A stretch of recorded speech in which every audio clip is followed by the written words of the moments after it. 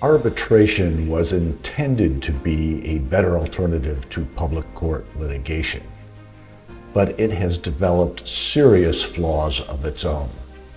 Intelligent Justice's comprehensive adjudication system corrects those problems. Hello, I'm Rick Grossman, founder of the nonprofit Intelligent Justice. In this video post, I will explain why our comprehensive adjudication system is vastly superior to traditional arbitration. Conventional arbitration proceedings have a number of serious flaws that have led to severe criticism of the process. Comprehensive adjudication corrects each of those flaws. The most serious problem with conventional arbitration is that, like public court litigation, the parties in most arbitrations need to hire separate legal counsel to research the same law, review the same evidence, examine the same witnesses, and attend the same arbitration hearing.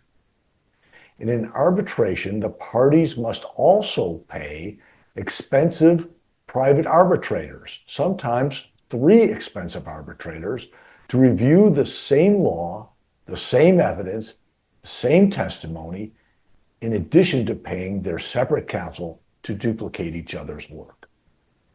The arbitrators do not do any independent investigation. They are paid only to consider the material that is presented to them by the separately paid attorneys and then decide the case. Comprehensive adjudication is very different. The jointly selected neutral adjudicator does all the investigation, vigorously searching for all the law and evidence favoring the claimant, and just as vigorously searching for all the law and evidence favoring the defendant, before deciding which party legally deserves to win. Instead of the parties paying both for their separate counsel and the cost of expensive arbitrators, they split the cost of a single neutral adjudicator, leading to substantial cost savings over an arbitration proceeding. Another problem with conventional arbitration is that in most cases, an arbitration decision is enforceable even if it is legally erroneous. With very few exceptions, an arbitration decision that is based upon an erroneous interpretation of the law cannot be appealed, and any appeal that is attempted must be made to a public appellate court, which is a long and expensive process. Comprehensive adjudication is very different. Unless the parties agree otherwise in advance, an erroneous adjudication decision can be appealed. And any appeal will be decided swiftly because it will be made to a private appellate specialist jointly chosen by the parties or their neutral adjudication provider. Another problem with conventional arbitration is the limited ability to conduct pre-hearing discovery proceedings. There's very little ability to subpoena evidence or conduct depositions in advance of the arbitration hearing. Comprehensive adjudication is very different. The neutral adjudicator has expansive ability to obtain evidence and testimony from the parties as well as non-party witnesses. Another problem with conventional arbitration is that one of the few legitimate grounds for appeal would be an arbitrator's refusal to consider evidence or testimony offered by one of the parties.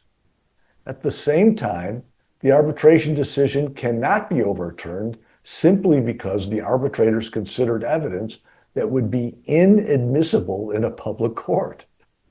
Those two flaws together incentivize arbitrators to allow counsel for the parties to present any evidence or testimony they desire, even if it is legally inadmissible. That leads to unnecessarily long arbitration hearings during which the arbitrators, as well as the separate lawyers for each side, are charging their high hourly rates. Comprehensive adjudication, again, is very different. Refusal to consider inadmissible evidence is not a basis for appeal.